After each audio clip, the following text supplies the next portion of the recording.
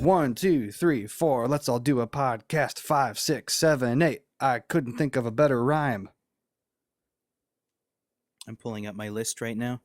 I have my list up too. We're back for part 2 of our wonderful Marvel ranking extravaganza, some have called it. We have called it. I don't think I've ever heard you say the word extravaganza ever. I thought it. I mean, you wouldn't know. Did you? Okay, yeah, you're right. I wouldn't know. Well, hey, so we're the Greater Mythos podcast, a very unorganized podcast. We talk about movies, video games, comic books, TV shows, board games, books, all the stuff. And as I just said, this is part 2 of our Marvel Infinity Saga rankings of all 23 films. Assuming that you weren't here last time, we took a quiz. We took a very fun quiz. Tell us about the quiz. One might say it was an ambitious crossover. Wow. Of what? Of quizzes? Of our reviews. I don't know. I was making a reference to the cinematic universe. Yeah, the review last time went well. Besides a few outliers in Josh's list that I don't agree with. We'll move on. Just keep going. Just tell us about it. Okay, so it was interesting, more or less predictable. We had some of the same movies at the bottom, but I think our top 10 is going to be mostly different. Because I think a lot of the movies that we'll have at our top, the other person had kind of in the middle. So yeah. So it was a random quiz. It put one film up against the other. Took about like 5 to 7 minutes, and then it procedurally generated this wonderful list. I might suggest that we take 90 seconds here and briefly recap our 23 to 11. We don't need to stick on them, but just as a little refresher before we hit the top 10. What do you think? Yeah, I'll go ahead and list mine, and then we can do yours. Go ahead, 23 to 11. 23rd for me was Captain Marvel. 22 was Iron Man 3. 21 was Spider-Man Homecoming. 20 was Iron Man 2. 19 was Thor: The Dark World. 18 was Doctor Strange. 17 was Spider-Man Far From Home. Ouch. 16 was Avengers Infinity War. Shocker, shocker. I put it really low. 15 was Thor. 14 was Thor Ragnarok. 13 was Black Panther. 12 was Ant-Man. And 11 was Avengers Endgame. Yeah, I'll withhold. So my 23rd was The Incredible Hulk. 22 was Thor: The Dark World. We're going to hold back our comments. Number 21 was Black Panther. 20 was Thor. 19 Iron Man 3. 18 Guardians of the Galaxy. 17 Captain Marvel. 16 Captain America: The First Avenger. 15 Iron Man 1. 14 Guardians Volume 2. 13 Doctor Strange. Number 12 Iron Man 2. And 11 Ant-Man. Do you still feel as hurt as you did the first time?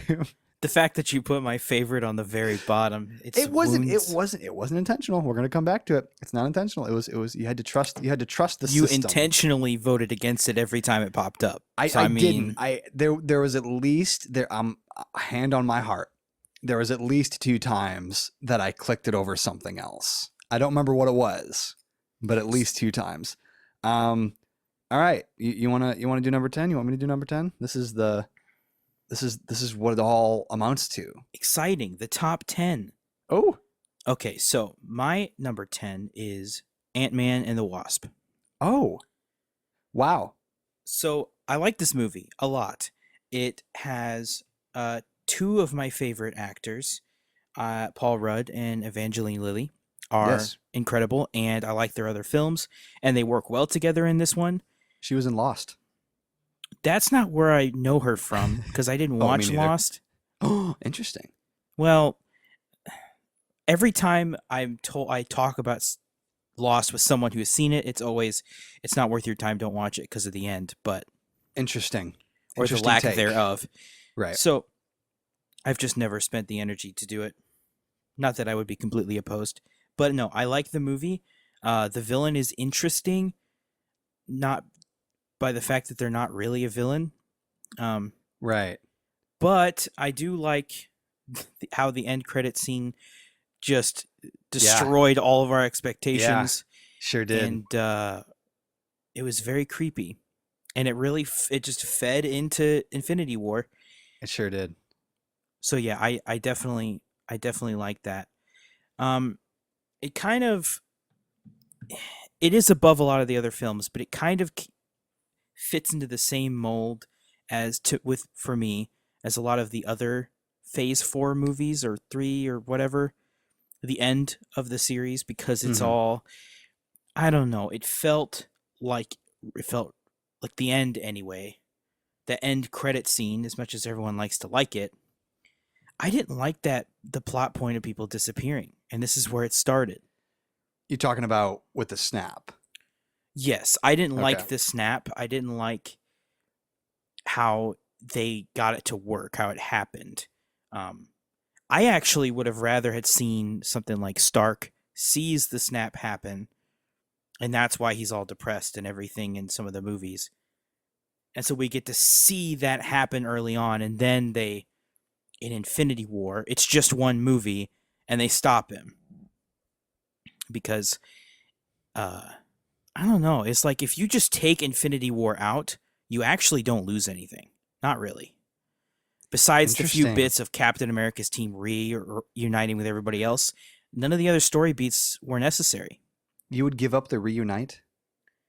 You could literally just make another Captain America movie. I would have rather seen it. Or a Hulk movie where the others join in. All right. Well, side note, not that we needed to say this, I guess spoilers for the whole Marvel Cinematic Universe. I'm assuming there was no need to say that, but I said it anyway. We'll put spoilers. We'll put spoiler in the title or something. There you go. Well, allow me to butt in because my number 10 is also Ant-Man and the Wasp. Wow, we same pick. Yeah, I like this one a lot too, and I think, like you said, I think a good amount of that is because of the cast. I don't know, man. Something about Paul Rudd just reminds me of home. I don't know what that means, but I don't know. He seems like he seems like your dad, your uncle, and your grandfather all in one. Would you agree with that? He definitely seems like the cool uncle, like just someone you want to know and spend time with. Yeah. Like you're rooting for him. Rooting for him. Yeah, Evangeline Lilly, like you said, all good. Ghost, who was the quote unquote villain, I didn't have a problem with. I don't think that this one. I think a lot of people liked this movie, but I don't think it was like universally loved, and not like all of them are, I guess. But like, I don't think this one was necessarily highly praised. Not that it needed to be or whatever, but I guess it kind of fell right in the middle between audience reaction and such. I don't know what that's for.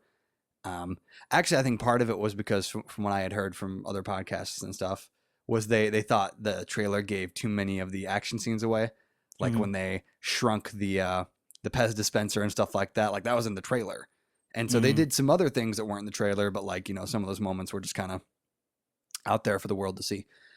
Yeah, I like Ant-Man. I like the vibe. The end credit scene was I think I audibly swore in the theater out of sheer joy and excitement, which is always a good time. But yeah, Ant-Man and the Wasp. It was good. I agree with your points there. It's not my favorite movie, but it was something that I could go back and rewatch, which some of the ones that are below it, I think I've either seen too much or just weren't something I have the urge to go and see again. Right. My number 9 is the first Avengers that we've seen on my list, Avengers Age of Ultron. Oh. Yes, is my number 9. You should unpack this. This surprises me greatly. So a lot of people don't like this one. A lot of people say this is the worst Avengers movie. And I disagree on many points. First, because it isn't a dream sequence or it isn't a cop-out like Infinity War. And it's not rushed like Endgame. I think it's better because of that. I know that Infinity War and Endgame have more people in it, but each person has dramatically less screen time. So Captain America has maybe 12, 13 lines in all of Infinity War. Anyway, I feel like this one showed each character more and gave them something. I mean, we got development of Hawkeye finally. We got development of even Black Widow, Banner and the Right. Hulk got development, which was the last time we'd see that. And then Yeah. they all did. Even Iron Man. I mean, they all did. It's great development, and it really fed into the storyline way more than the other titles did. Right. And I think that's a big part of it. I like the new additions of Wanda and her brother Quicksilver, even though he's doesn't last past the movie. That's one of my gripes. Oh, guess you couldn't say he couldn't keep up. Well, don't make him mad. Anyway, I like Ultron. I like what they did with him. James Spader, man. Yeah, I think he and Stark's dynamic was great. The scene when they're defending that podium thing was incredible. Like that was one of the best shots of all of the cinematic universe, I think. Yeah. Was that. I think it was even better than the Endgame shot where they all show up because you had time to see them.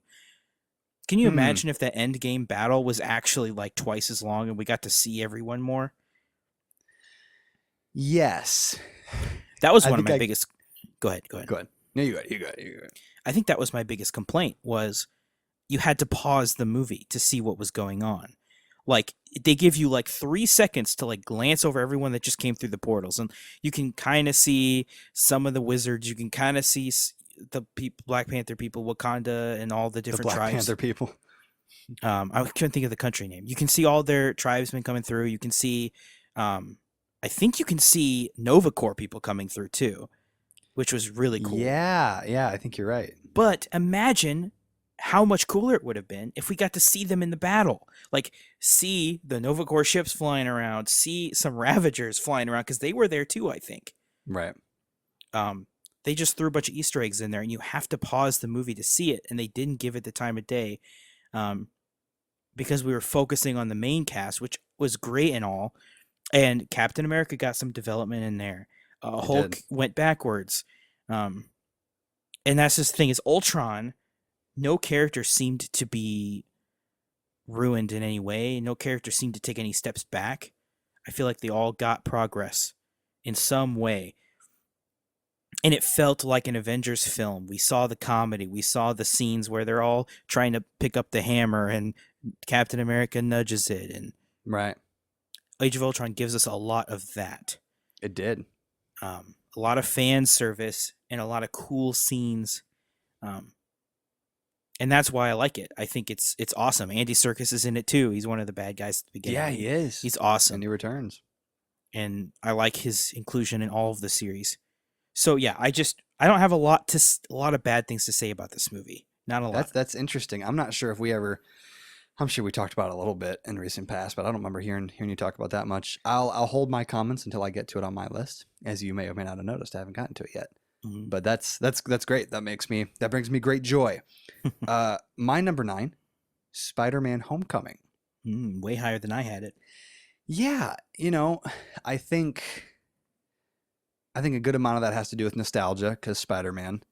But also, I remember, jokes aside, and you can look me deep into my pearly blue eyes at this moment. I remember watching the trailer for the first time for Captain America: Civil War, and the first time they did the Spider-Man reveal with the new Spider-Man. He lands on the car, he has the shield, and that reveal, and just being like, "That's my Spider-Man," doing the thing, and so carrying that over to his first. Spider-Man's first film in the MCU. Good vibes. He, at that time, he was more of a teenager than any of the other guys that had portrayed Spider-Man. That's good. Zendaya as MJ, as we've discussed last episode. Fan of that. Fan of the vibe.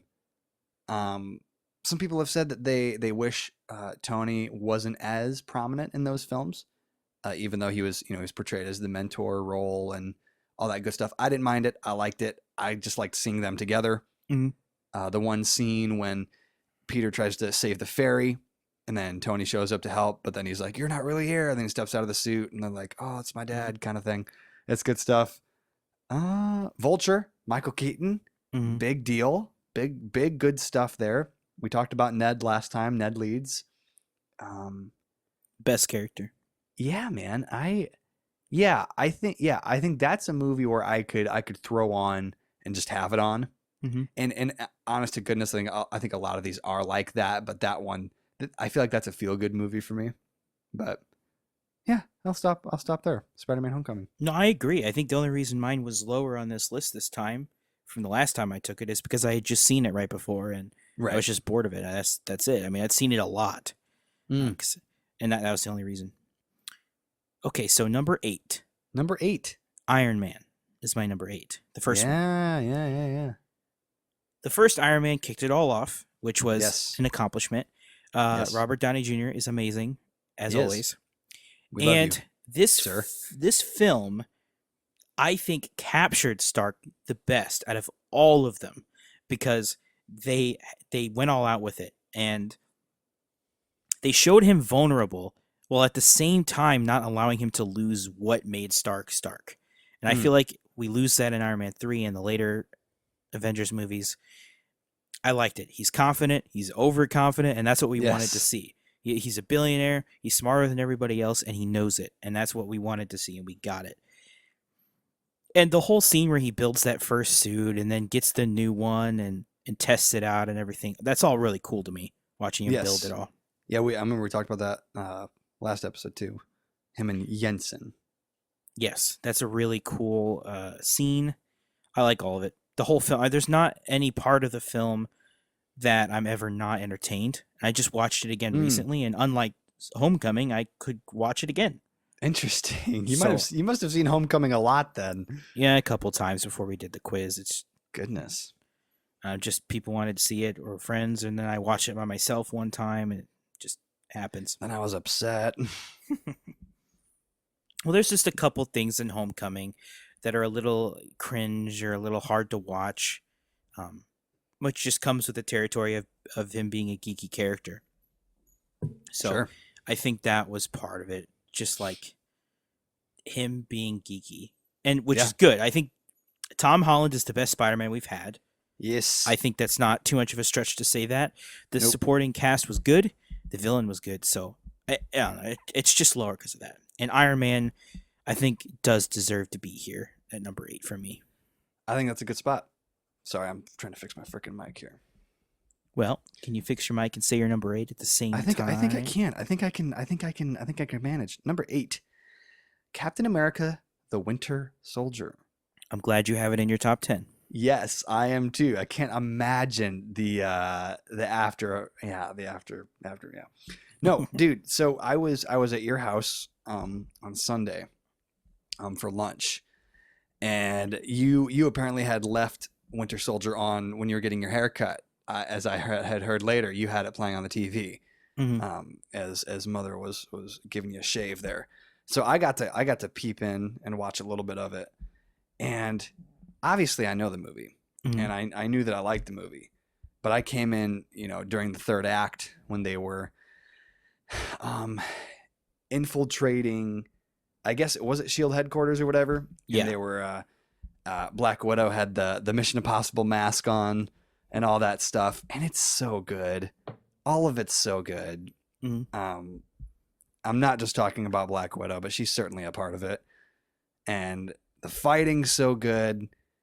I'm trying to remember all of it. The Bucky, it's really cool to go back, and for a lot of these films, and not that this is a mind-blowing thing, this mic stand's going to drive me insane.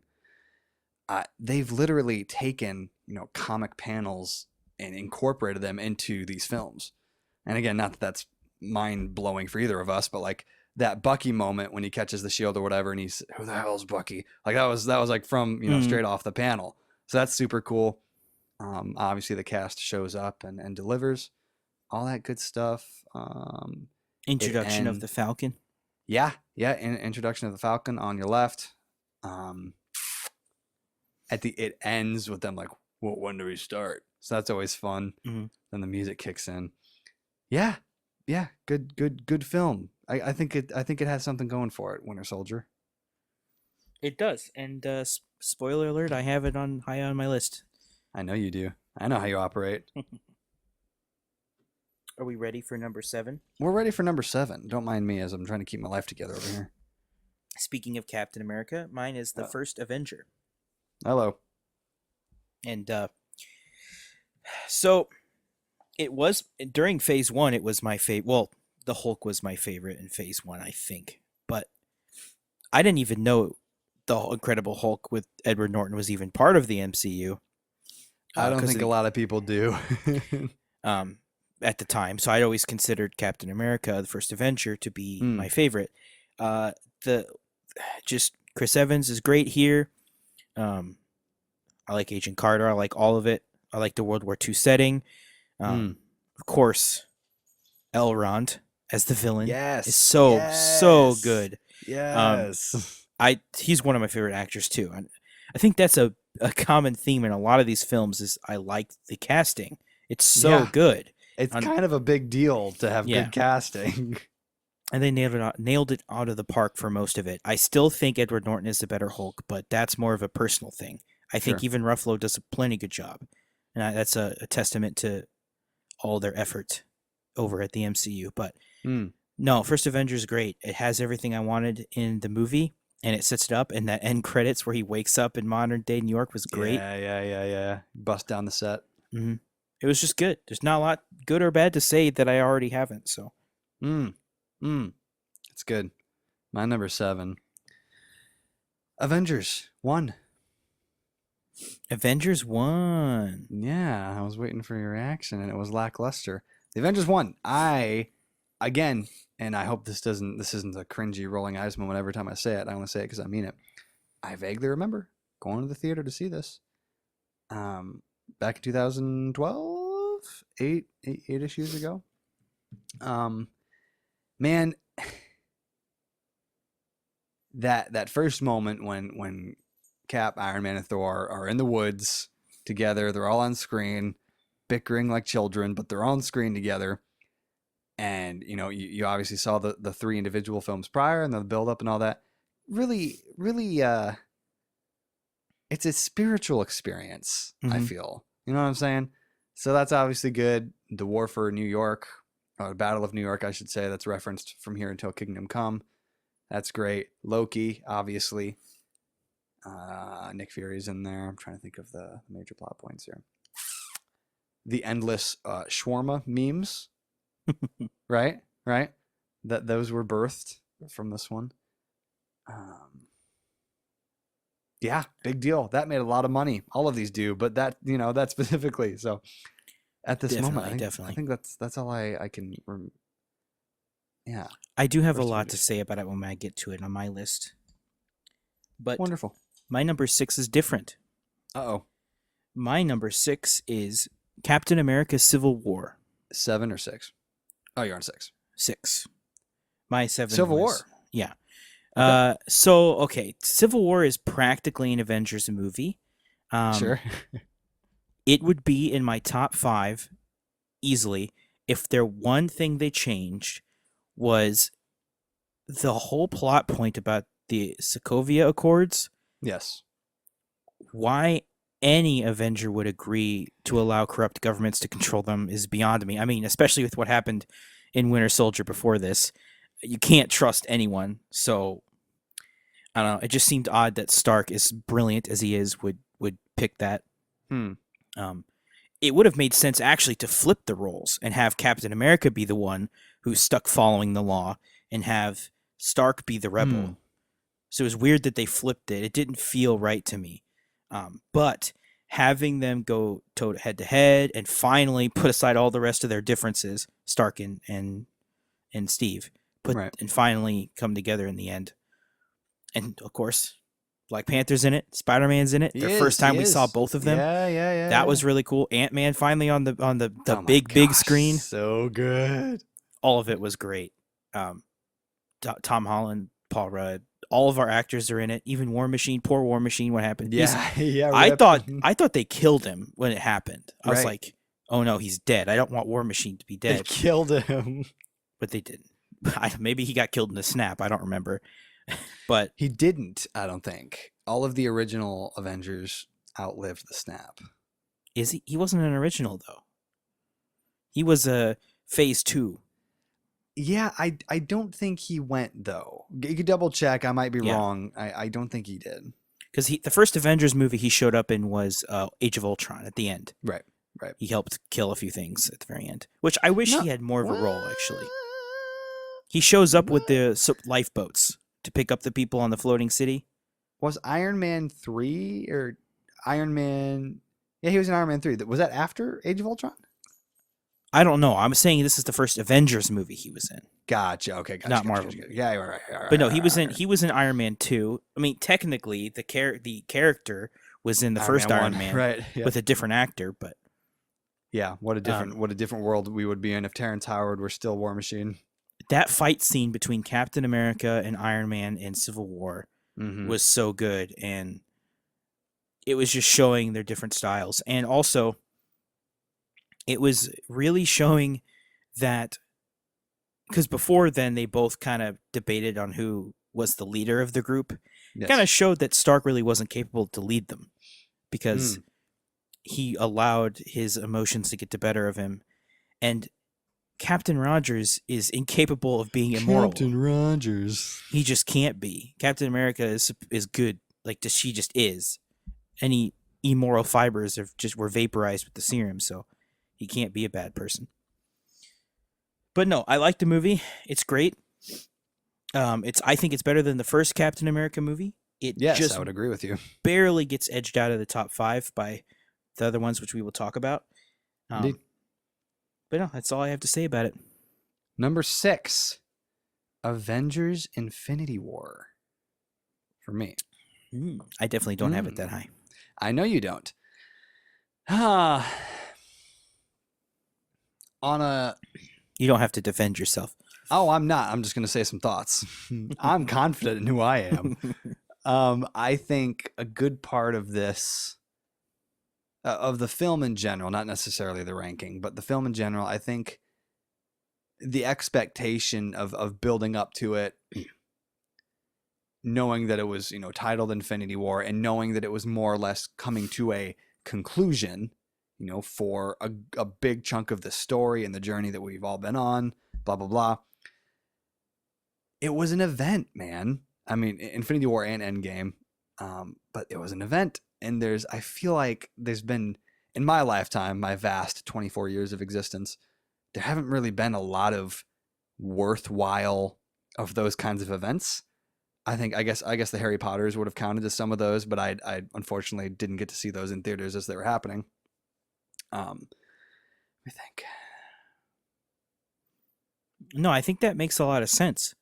I'll tell you. Let me say this before I forget my poor memory. I remember knowing, walking into this one, to Infinity War, knowing that, the directors more or less said that people are going to die. There's going to be consequences. Some of these stories are coming to an end, blah, blah, blah. And how they more or less, trolled us when Tony and the rest of them were on Titan with Thanos.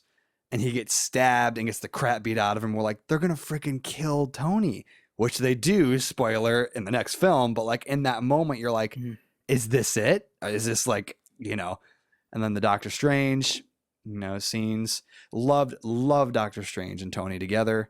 Good stuff. Mm-hmm. Such a bummer. That's all we got. It's all good. I'm not going to be sad. Only a little bit. It's a bummer It's a bummer they made Star-Lord out to be the reason everything falls apart. Huh. Because he just had to punch Thanos. I mean, we probably would have wanted to punch Thanos too. I think I would have held back, considering that half the life in the universe gets destroyed if I punch him, but... Yeah.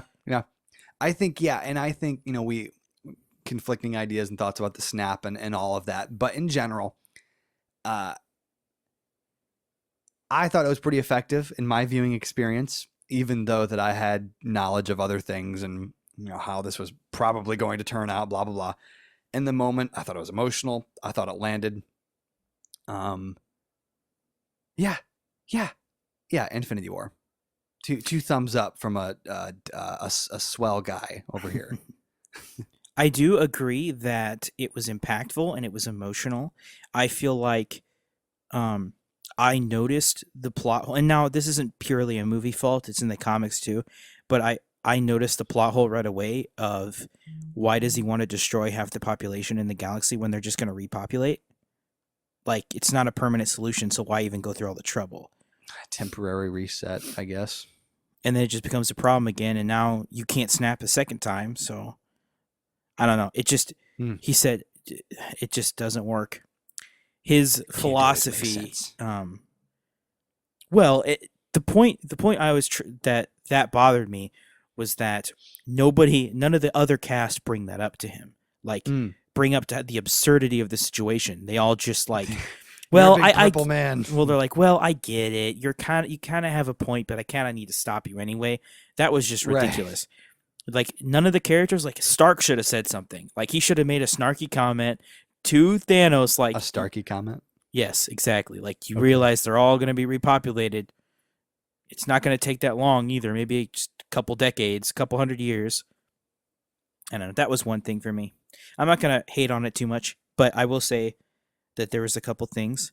The Hulk ruined. Captain America had a cool couple scenes. You've talked about your Infinity War points. Remember, because it was like 22 on your list. It was not 22 on my list. It was 16 on my list. 16. My 16 was the first Avenger. My 22 was Iron Man 3. Yes. Which I don't have as many particular like nitpicks. It was just not the vibe of a movie I wanted was the big thing. Sure. Yeah, nothing wrong with that. Okay, well. You're up number 5. We're in the top 5, man. Top 5. Woo! Are you sweating? Not really. Neither am I. I did just have a shower, so I hope not. Okay. My number 5 is The Avengers. The first one. Good. Yes, it is incredible. I have nitpicks about it, of course, like all of them. That's just who I am. But they are very minor in this film, and they don't affect everything. Plus, this was my childhood coming to conclusion for the first time. Wow. I am 16. You were 16 when this movie came out. Was I? Yeah, 2012. Yeah, we were 16 when it came out. Wow. And, we're just learning how to drive. Maybe. I don't remember. Anyway, it was great. I liked all the original cast. I do wish we had gotten prequel movies for Hawkeye and Black Widow beforehand. Oh, my gosh. Yeah. I wish we had gotten another Hulk movie. I wish a lot of things. I think... Don't we all? I wish it would still had been Norton. Ruffalo did a good job in this one. I think his performance in Ragnarok onwards was lackluster, but earlier on, I really liked Ruffalo. So that's kind of my thing with him. The Hulk is incredible here. So, I mean, that really is my personal bias. He had the best shot in the whole film. I'm always angry, and the puny god scenes are the best scenes in the whole film. Yep. That's my secret, Cap. Yeah. I know that actually made comic book fans mad because apparently that's not true or something. I don't know. He may be my favorite. Listen, we can't have it all, you know. Exactly. And sometimes it's okay to just let cool things happen. Right. And I'm not. I'm not worried about that part. The only time that they did anything to the Hulk that was so off of his character that bothered me was him being afraid of Thanos, because that's not right. It just felt wrong. I don't think anybody thought that was good. Even the Russo brothers admitted that was bad. And they even came out and said, well, we're going to fix it for the next one. And then they didn't. But, I think if they had thrown a Hulk movie in between the two, I don't know how you do that, but because of the whole time thing. Could have been just a whole film of him going through like an intense soul searching journey, and then at the end he just turns into Professor Hulk, and then it ends. Well, they could have done something where would that satisfy you? No, the Hulk can't be afraid. Just period. They have to retcon it, so they have to show something that was making him pretend to be afraid. Like maybe it was one of the stones doing it, like the Red Stone or something. Was affecting. It could have been like the Reality Stone. Right. It was affecting his mind, and that was what was causing that, because the Hulk can't be afraid otherwise. But they didn't acknowledge it. They didn't give it any reason for that. They didn't give any reason for how Vision is losing to one of the weaker guys when he literally is a stone. Right. And that we have another person who literally is only part of a stone in Captain Marvel who can take on the whole world. So that I'm okay with her being that strong as long as the stones stay consistent throughout the series, but they weren't, and that was another big. But in Avengers, that's not a problem. We had the Yellowstone; it was doing a lot of cool things. We had the Bluestone; it was the whole point of the film. Every character was Which good. one are we talking about now? The first Avengers. That was Oh, we're back on the Bluestone. first. Okay. Right. Why I referenced everything else is because this didn't have those problems. The Right, power right. scaling meant sense. Captain America was better than a regular human, but he was still like Black Widow and Hawkeye fighting as humans would. Right. Hulk and Thor and Iron Man were doing amazing stuff, but they were still limited in a way. The Hulk still wasn't completely unstoppable. They managed to show him feeling pain and hurting too, despite the fact that he can't be killed. Look, I admit the character was poorly written originally and is overpowered and is hard to write for, but I think they did a good job with it. Use the fact that he has a hard time controlling it as the way to weaken it. Don't use anything else. But the Avengers had it all and didn't have anything that took me out of it. That's all you need in a film for me to like it. And that's my 5. 2012 was a good year. It was definitely a good year. I don't remember anything else about it, but I don't either. I totally don't either. My number 5. Thor Ragnarok. ooh, Yeah.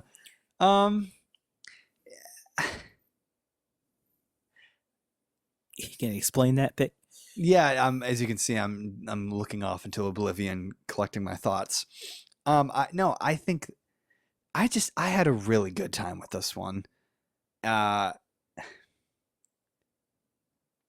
agree. I mean, I did too. Yeah, I'm I'm thinking too hard about it. I loved the fact that I love the dynamic between Thor and Hulk. I know it was different, but I like that. I liked Thor being out of his element, being put in the Coliseum, having to do the slave thing. The vague references to World War Hulk, that's cool. The Collector, Jeff Goldblum, of course. yes, being best back. part. Loki still being involved. A first introduction to Korg and Meek. Very good. Very good. Yeah, man. I feel like there's a good amount of a healthy amount of comedy in this one, but also the heavy moments still hit, like the fights and stuff. Carl Urban was in it. That was pretty good. Behold his stuff. Very good. Very good. Yeah, man. I just had a really good time with it, and it makes me smile thinking about it. So number 5, Ragnarok. Oh, I mean, mine would be probably this high if it wasn't for the Hulk stuff. My complaints were because in terms of pure enjoyment, I think this film is probably number 1 in terms of enjoyment only. Wow. I mean, it just, how many people did anyone like actually not like this movie? I don't think so. And yeah, it's an interesting thought. As we talk, I'm gonna bring up not that this matters, but Fandango. See what that one specifically got rated, because Fandango is the ultimate source of. Yeah. Yeah, I mean, you want me to do number 4 while you're looking that up? Tomato meter's 93%, audience scores 87%. So yeah, people liked it across the board. That's really good. It's a really, really good movie. It's a really good movie. It's just the thing that's wrong with the movie isn't the movie's fault, the individual director's fault. It's just a producer ruining the Hulk for me. You're not mad. You're just disappointed. Right. I was mad in Infinity War. That movie made me angry. The other ones are just disappointment. Correct. But anyway, number 4, Guardians of the Galaxy 2. Oh. Guardians of the Galaxy 2 made Yes. Star-Lord an important character. It then also took it away. And then he punched Thanos. Right. That's just a problem with writing. But I do like the enjoyment of the movie. Of course, Batista, Drax the Destroyer, at his best in this film. Yes. It's just so good. Rocket's good in this film. There's still more Ravagers here. They're good. Of course, why can't I think of his name? The head Ravager guy? Oh man, the guy with the flying needle. What's his name? Yondu. Why did I forget his name? I'm just tired. He's Mary Poppins. Yondu was incredible. Rest in peace, Yondu. Yes. But just incredible. That scene where he is on the ship and takes everybody else out by himself. It's pretty good. That was incredible. It That's was just a pretty cool good. shot. Fan favorite character. He's definitely one of my favorite characters. I like Chris Pratt as Star Lord always. Yep, Um, yep, yep. I liked the addition of his dad. I liked how they showed what he actually was. Yep. I don't like how they then removed it and it never got used again. I feel like they could have, maybe he loses it temporarily and then the fight with Thanos of the stones, something happens Yeah. and he gains his power back. That would have That been had so cool. that had to have been something though with like the power scaling, right? As we've previously discussed. Well, As far as him having obviously, it and then it being yeah, taken away and stuff. right. I know why they did that because he's even worse than the Hulk in some ways. Though their power scaling was so off at this point, who cares at this point? It's messed up Right. already. Just let it happen. I mean, he's still not. I mean, I don't know. I was looking up charts actually as research for the last episode. I was looking up charts of power scales of characters that were like Mm. clearly defined from the comics, and the Hulk is up there, and so is Thanos. And they actually have a different addition to the list of Thanos for every stone he's gotten. So Oh. when he has 2 stones, he's on this. He's ranked 120, right? He goes up as he gets more stones. And actually, Star Lord's below him when he has all 6 stones on that list I had seen. So Oh. technically, he still can't win when he has all 6 stones. But Thor with the axe was also lower, and he managed to kill him. Right. Yeah, he sure did, didn't he?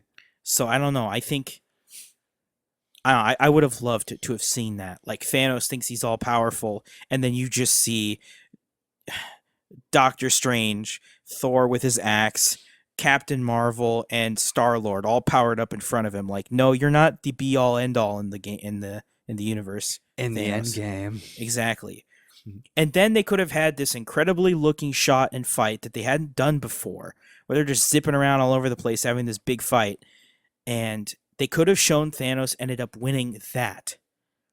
Close. It would have been close. He should have been injured badly. Not just an axe gets thrown into him. He beats all of them down, despite how powerful they are. But just show a fight. Show the Hulk in there fighting too, because Have it be Edward Norton. right, just show 1v. We didn't get a 1v1 of every character in Thanos. In fact, he didn't even interact with half the cast. That fell off to me, and I don't know. That's just getting off track. Guardians of the Galaxy Volume 2. Right. What I liked about it is it showed a lot of the characters got development again, especially Star-Lord. Drax was incredible. I like the new girl. I never remember her name. Mantis. Yes. Oh, I like her humor mixed with Drax's. They're a good dynamic duo there. Nebula's in it. Still not a huge fan of her She character. sure is. But she's dead now, right? Or no? No. I don't Wait, is she? remember. I don't either. Continue. One of her clones is, I think, or one of her from the other timeline or something. Right. That's why I don't like time travel. It's too confusing. Anyway. I still wouldn't have been able to remember if it was time travel or not. No, but it doesn't help to use time travel, and it feels like a cop-out. But whatever the case is, I understand they did it, and I understand why all this happened, because they were doing 10 years of movies, and they didn't feel like they could do it justice otherwise. This film was amazing. I love the Guardians of the Galaxy cast. It's my favorite vibe movie. Like you were talking about Spider-Man being a feel-good movie for you. That's what these are to me. I can watch it so many times over. The sci-fi vibe definitely helps, considering that's like one of my passions. So, and that's so good. That's 4 for me. Are you ready for my number 4? I'm ready. You better fall to the floor because it's time for my number 4. Clever. I'm sorry. My number 4 is Avengers: Age of Ultron. You had it higher than me. I did, and that's why I was kind of going to save my comments. I believe that you mentioned, did you not, that like a lot of people don't like this movie? Yes, especially when it first came out. Yeah, I know everyone has their reasons, and rightfully so. You're entitled, all that good stuff.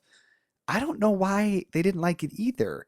I know it's always easy to poke holes and to do the thing, but I enjoyed this one. I mean, I know one of the points of contention was Bruce and Natasha's possible romance that kind of happened, but it didn't. But man, was it implied, and man, was she ready to roll. all this stuff. I wasn't necessarily against it. Yeah, I wasn't. I don't think Ruffalo played it well, but I never had a problem with it. Yeah. Yeah. I mean, like you said, James Spader, awesome. Even though it's just the voice, awesome casting there. We had our first kind of, and I remember thinking this way back then. We had our first taste of the tension that really was, or that was and is, or whatever, between Tony and Steve when they were on the Barton farm and they're having their discussion. And Cap has the wood and he just ends up like ripping it in half because they're having that conversation or whatever, and that kind of tension with that. That's good stuff. Like you said, that last battle was really good. I'll come back to the Sokovia Accords later, but obviously this is the movie that kind of set that whole plot up. So that was interesting. I one of my favorite parts is the freaking first like 90 seconds of this film. The movie starts and they're mid-mission, and it does the shot where they're all jumping forward, and then it goes slow-mo and they're all like posted up doing their thing. That's really super cool. That's super fun. Again, smiling as I think about it. And I'll save another. Well, I'll save my next comment because there's another movie coming up here in a little bit that kind of ties in. So yeah, Age of Ultron, good. Age of Ultron, good.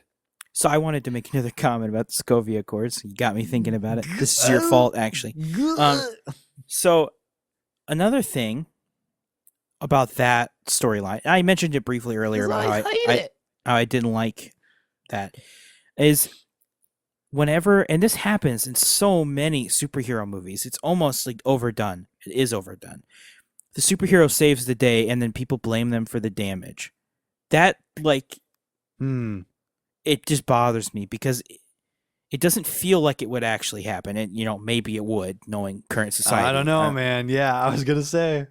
But it bothers me so much. The hero saves the day, and they always use the same plot point. Well, sorry, the tension we're going to add is that people don't like you now because they think you smashed the city. You dropped a city, like the whole Sokovia Accords where the Avengers dropped a city. No, right. Ultron dropped a city. He was the one who brought it up there. He was the one who dropped it. They always blame the villains. You're sounding like a very upset old man right now. No, that's just the Russo brothers not thinking clearly. But no, they're not here right now. Well, hopefully they watch this and they reboot the whole franchise. They won't. They won't be watching this. No, but anyway, a lot of these aren't just like little nitpicks. This is like structural changes that I wish had been in there, which would have just made the series better. That's why some of those movies are lower for me, because it just takes me out. I hear you. But you know what? You may have been out, but we're back in because we're in the top 3. Oh yes, and I don't have much bad to say about any of these 3 that are here. Oh my gosh, this is exciting. My number 3. Okay, go ahead. My number 3, The Incredible Hulk.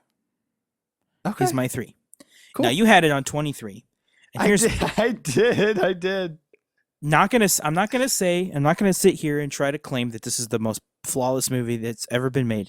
It is the best Hulk we've ever seen, period. Sure. And now that is sad because it wasn't perfect. That just means that all the other Hulks were worse. But the Hulk wasn't about comedy. There's a little comedy in the movie, but the movie was serious. It was about the dangers of the Hulk himself, the dichotomy between Banner and the Hulk, and how ferocious he is, and also how the Hulk is a character and has some sensitivity to him, and he's not just all rage. But there was never fear. They didn't put something in there to take the character out. They didn't have an Iron Man 3, because I feel like some of the characters have gotten moments like that where they didn't. And it's bound to happen in a long series where the writers are just going to forget certain things, or they're going to change the characters as they move along in ways we don't want. But the change of the actor is one thing. I think Edward Norton did an incredible job. I liked Liv Taylor, even though she never shows up again. I was going to say, Liv Tyler as freaking Betty Brant. Now, General Ross, who becomes Secretary Ross in later movies, is good. I like that. It does tie into the universe. It is part of the universe as much as some people don't think it is or forget that it is. It is. Yes, or It choose was not to believe that it it, is. it was the second movie that they came out with right after Iron Man, and it was really, really good. So riddle me this. Number one, in all honesty, again, as I look you in the eyes, I'm glad that you have these ties to it. That's great. So riddle me this. Why, and maybe this is just my perception, so feel free to offer a different point. Why is it really not advertised as part of the universe, for lack of better words? Well, I think they always sneak it into all the packages and everything, if they can. But I think the reason why it isn't is because the actor change. I think that's the biggest Do you think thing. it's mainly because of the different roles? Yes, I do. Okay, sure. The biggest thing is they changed the actor so it the same way with War Machine, how he doesn't really get a lot of screen time after the Right. actor change. They just don't want to do it. Hmm. And I don't blame them. I mean, that can definitely take people out if the actor just changed between movies. I think that's definitely part of it. I also think that for a lot of people, the fight between the Hulk and Abomination, I think, Yep. that is just a CGI fest, and so people didn't like it. And it was 2008 CGI, and I think they did a pretty good job with it, all Isn't things that considered. weird? 2008. Yeah, I mean that's 12 years ago, and it had animation quality that was ahead of its time. I think that's a lot of things, but they had the Lie to Me guy, and I loved his character. The Lie to Me guy. That was cool, though. Was he? He was Abomination, wasn't he? Yes, it was just good. General Ross was good. Showed us the scummy guy he was, and if you don't see that movie, when you first see Secretary Ross, you don't have that background because you know he is a scummy guy. It's the way he is. I didn't really see. They didn't really take the development from that because he definitely changed a bit. He saw the error of his ways. At least we thought at the end of Hulk, but I liked that idea that the Hulk is going to save the day. He's going to destroy some property along the way. He's going to terrify some people along the way, but he will eventually save the day, and he is really strong. And they showed that. They definitely showed that. And there are plenty of Hulk villains that they could have used that can beat the Hulk. He's not invincible. And I wish they had shown more Hulk movies, especially with Ruffalo. There has not been a single Hulk movie with Ruffalo. So, well, because I remember we may or may not have, in conclusion, we may or may not have touched about this a while ago, or in general. I remember either reading an article or just hearing in general that some of the consensus from the people at Marvel was that currently Hulk works best. What bests? It's getting late. Hulk works best in an ensemble film, at least for what they were doing. That's not my thought. That's from what I remember hearing. So I think that's just why that hasn't happened yet. I think they've just been kind of keeping those cards close to the chest for now. I think they don't know how to do it. I don't know, man. Because they, especially with after Ragnarok, if they had even planned a Hulk movie, and they might have been planning one after Ragnarok, but the reception from the community, there's a lot of people who didn't care, but there's a lot of people who were mad, like Hulk fans specifically. And so that they were mad enough that they had to address it, saying, "We're sorry, we know you didn't like the joke Hulk." And then Infinity War comes out, and it was even worse. People were like furious, like you ruined our character. And I wasn't that emotional. I was also mad about other things in the film.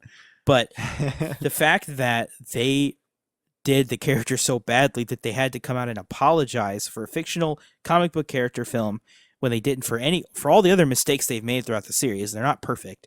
They never once had to apologize except for with the Hulk. That should show you how poorly the character was portrayed. Yeah, well, I was just thinking as you were saying that, I'm not sure if it's so much as they don't know what to do with the character so much as it is since Incredible Hulk, they've kicked off the MCU in stone and they've set the vibe and they have the idea of how they want to do the movies, and so they've had to mold that character to more or less fit that.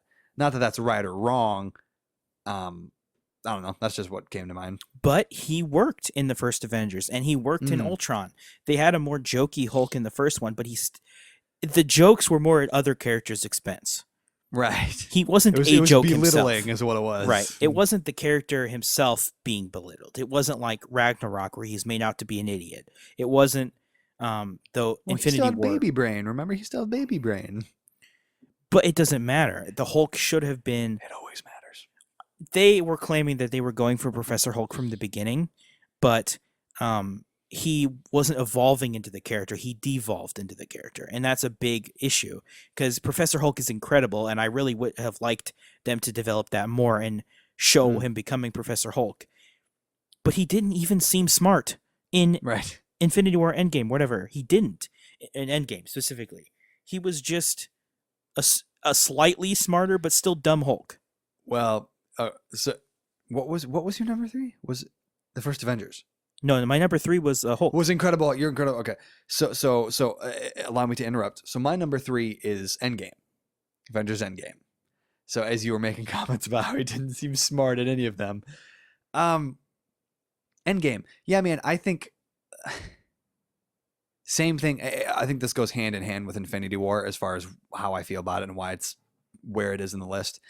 The accumulation of 22-ish films kind of leading up to that, the anticipation, for the most part, the payoff and the loss, unfortunately, of characters and storylines and all that. There's not many things in my life that I regret. I'm not sure if regret's the right word, but I'm going with it. But I regret, I'll say resent. Let me say it all again. There's not many things in my life that I resent, but one of the big things that I resent is that I was not in a boisterous theater seeing Avengers Endgame. I wish I was in one of the theaters that you see the clips on YouTube of the final battle. Mm-hmm. They come through the portal, Cap gets the hammer, and everyone's just like, yeah. The enthusiasm. I think I was the most stoked person in my theater, and my wife was next to me, which is totally fine. I get it. But yeah, good stuff there. Professor Hulk, man, I care, but I don't care. I care, but I don't care in the sense that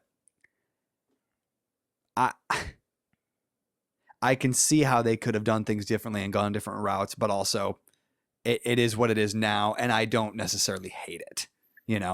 I think he's going to appear, I think we've talked about it, in the She-Hulk Disney Plus show whenever the heck that comes out. So we'll see what happens there. Probably no change. Yeah, I don't know. Endgame. I think we had a lot of. Go ahead. Wow, I think it's not a shame. It's a beautiful tragedy that a lot of my favorite moments from that film have to do with the loss of something or someone, but I think that was kind of the point. Yeah, go ahead. Finish what you're gonna say. Well, I think it in Endgame, it definitely had a lot of cool moments. And I understand a lot of people rate this film very highly. It was definitely rated very highly. The problem that I and Hulk fans have, which I already told you, is that we're biased for the character. Sure. So if the character wasn't good, and this happens throughout the entire MCU, if a character isn't shown the way that people want, they rate that film lower. Specifically, it's just the way it is.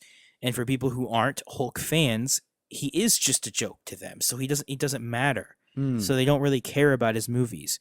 But a lot of people like to see the Hulk. They like to see one of the heroes be just overwhelmingly strong. I grow tired of watching the films where the bad guys are, because that seems to be the trend, is bad guys just being way too good and powerful lately. Right. It's like they think good guys or bad guys, did you just say? Bad guys. Okay, yeah. Like, it used to be a novel thing where the bad guy would win, and now it's everywhere, and it's kind of sickening. Like, well, you've had enough. Yeah, kind of. I mean, I understand you have to have a good bad guy in order to have tension, but sometimes I don't need tension. Sometimes I want a movie that's just watch the good guy win overwhelmingly and be done with it.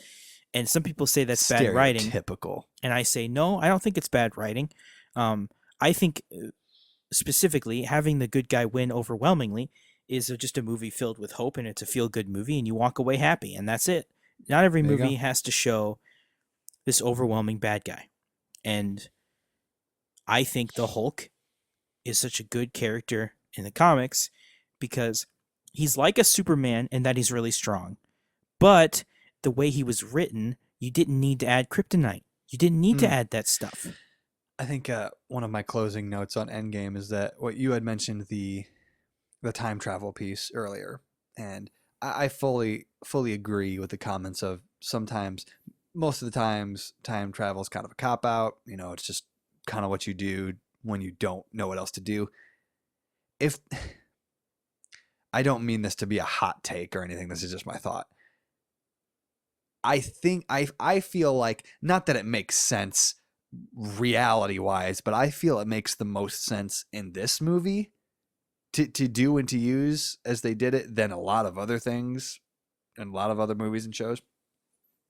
I don't necessarily have examples, but I agree. I mean, they well, that's because they built up to it. They were planning on using it from the beginning, right?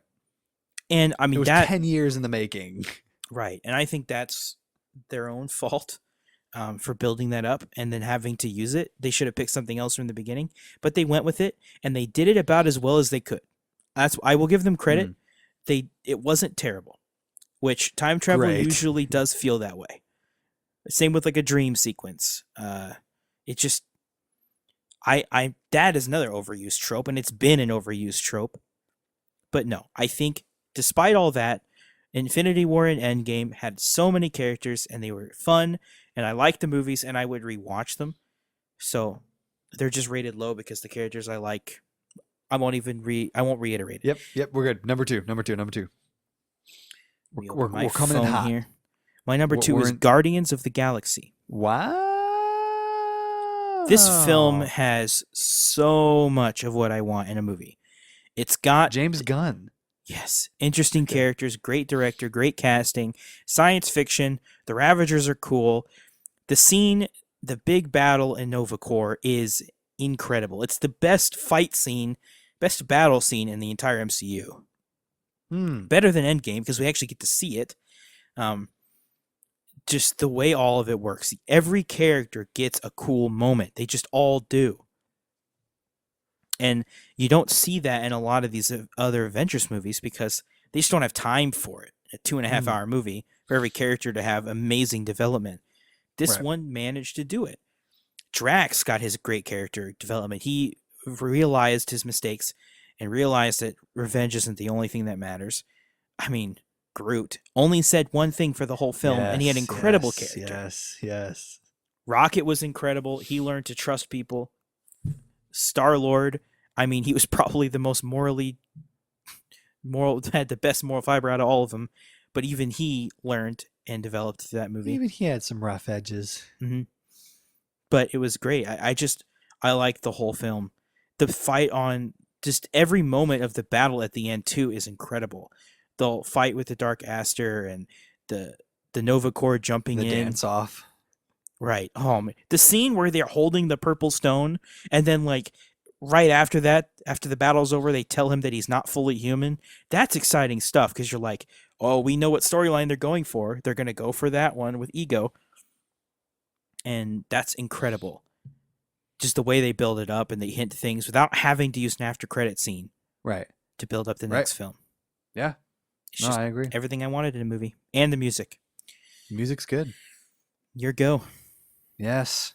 Number 2, Captain America Civil War. Hey. Yes. I had something I was going to say with this earlier, but I don't remember. It was something with the Soviet Accords. It was in the topic of Soviet Accords and silly who would sign over rights or whatever. Not that you don't know this, but again, just thinking out loud. I think, what they're trying to convey was mostly that the amount of post-traumatic stress and guilt that Tony had after the Sokovia incident, and then when that mother confronts him on in Civil War, Civil War, right? confronts like, yeah, my kid was there and you freaking dropped a city on him or whatever, regardless of what actually happened. Perception is reality, and so Tony's reluctancy to give himself more or less to the government, he was like, this is how I atone for these sins, whether it's legit or not, and then obviously Steve's like, I just took down Hydra that was S.H.I.E.L.D., so I'm not going to do that right now. So yeah, totally see both sides. The airport battle, obviously good. They got Scott. He wakes up in the van. He's a big fan of Captain America. It's so beautiful. Spider-Man's first outing. Oh my gosh, dude. I remember we were in theaters and they were gathering their teams or whatever. And Tony was talking to someone and they're like, who do we get next or whatever? And they're like, I know a guy. And then the Brooklyn title card comes up and we're like, yeah. Those are the best moments, man. So getting to see him interact with Peter for the first time, that's always good. Yeah, a lot of good things with Civil War. It is an Avengers 3.0. It doesn't matter though, to me at least. It's all about execution, and they do these really well. So, Civil War. Yeah, I mean, I agree. The movie is really, really good. I mean, I have gripes with the Sokovia Accords and that, but we went from Stark in the first Iron Man movie saying, screw you, government, flicking him off and saying, I'm not giving you my suits. People get old and soft. But he changed, I think, in a way. It was in the same vein as the Iron Man 3 Stark, which no one liked. He had too much of that still. I know that's what they went down the PTSD line. That was their plan for him. I think that was a mistake. But other than that, the rest of the film is so good. Bucky, Captain America, Falcon's in it. All these characters coming together. Paul Rudd going big for the first time. That was awesome. Yes. And then they made the Star Wars reference. Yes.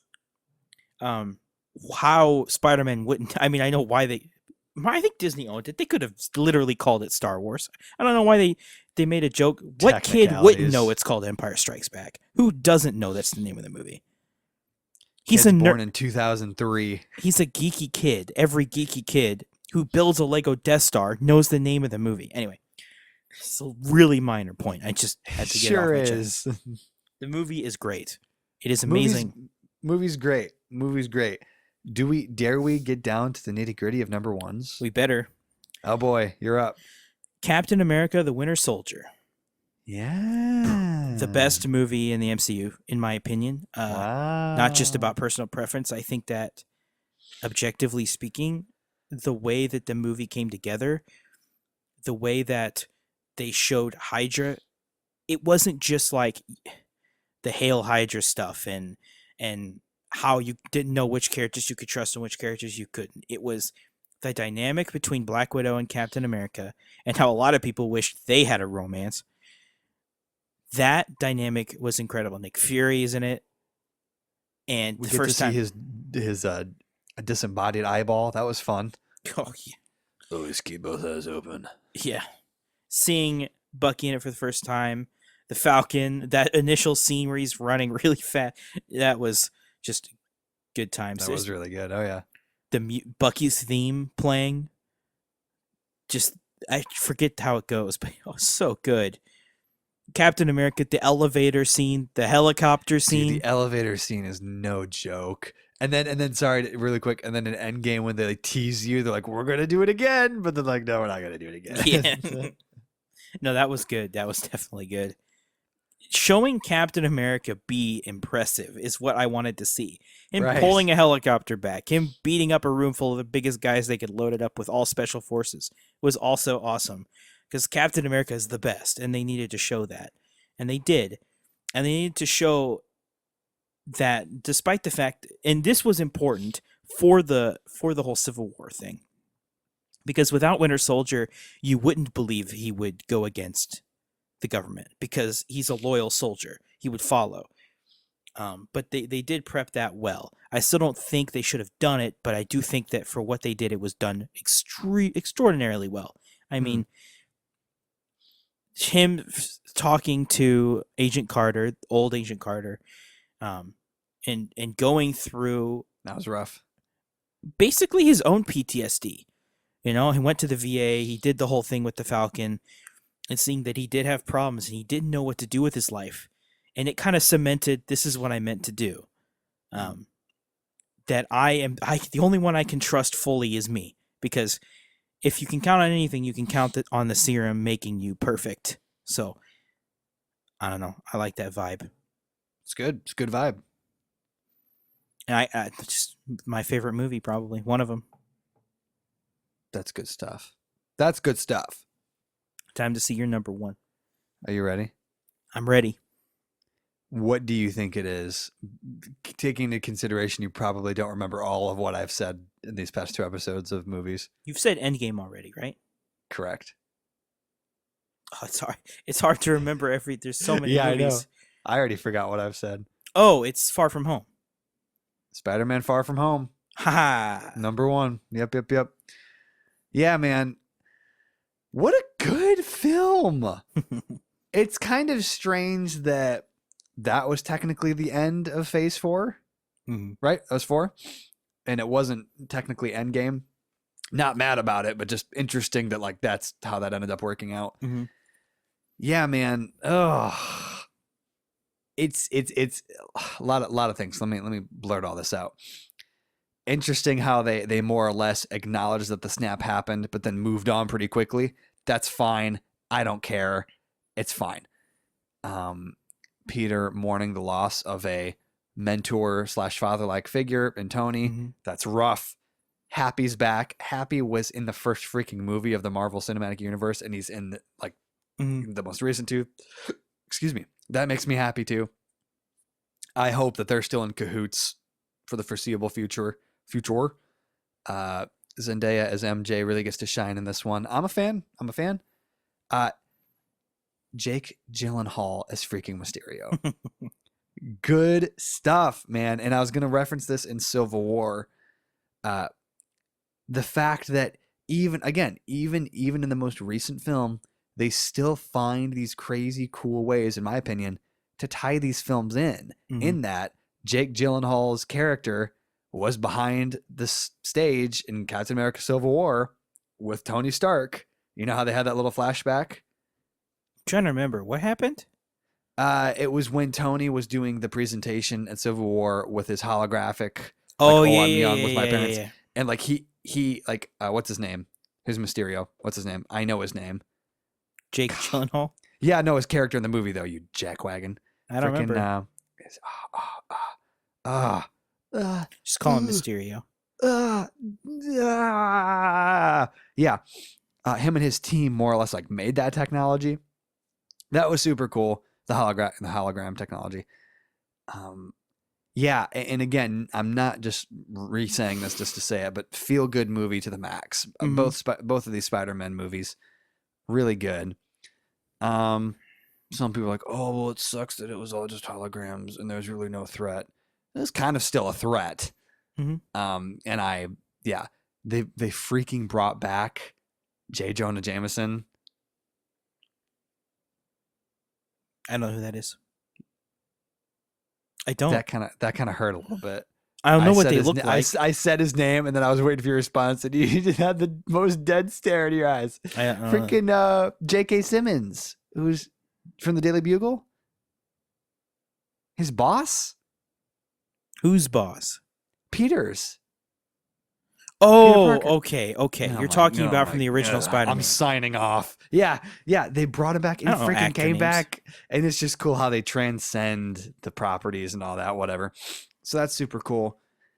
Yeah, I'm in with Tom Holland. Good on him and his little British self. He's going to be playing Uncharted next. He's going to be.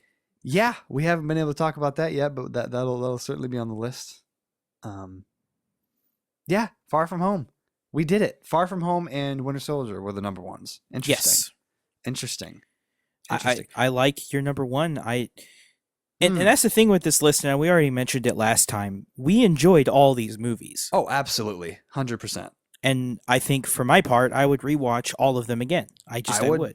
Maybe I'll take a break from Homecoming because I've seen it so much. Right. But I would watch all these movies again. So even if we have one at the bottom or one at the top, Yep. we still liked the Gladly. movies, and we're just in love with the franchise. It's awesome, and Yep. I hope it continues when this horrible plague ends.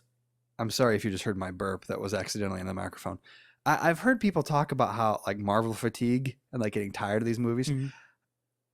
I don't personally feel that. Yeah, I don't have it. I don't either. Yeah, and not to say that I never will. And I totally understand how someone could. And that's not to say like, oh, I'm super great for not having that feeling, but I'm all in. I'm all in, baby. There's something else I was gonna say, and I don't remember what it was. I don't know. Huh. Something about Marvel. Probably. Something about Marvel. But I say that we put a little bow on this and we call it quits since we are more than at our time. Any thoughts? Any closing thoughts about how you view me as a person after knowing my list? I'm still a little wounded about the Hulk placement, but I know that's a Yeah. lot of people's placements Yeah. of it because they just don't care about it. I feel like encourage you to even if- rewatch it though. Yeah, I should because Sarah hasn't seen it yet either. So that's somewhat reasonable. I see that look in your eye. We'll watch it. We'll watch it at some point. Okay, we'll watch it at some point. Hey, it's me, Josh. Not to be confused with other Josh. My internet died again, so we lost connection, and we didn't get to do our normal nice closing to the episode. But you know the drill. We're on Spotify. We're on Apple Podcasts. We're on Amazon Podcasts. We're on YouTube. Subscribe. Give us a like if you care and want to see us, two smiling boys, smile yet again. And if you don't want that, that's totally fine. I won't tell other Josh, and we'll just do our own thing. All right. Go watch a Marvel movie or something. Okay. All right. Bye.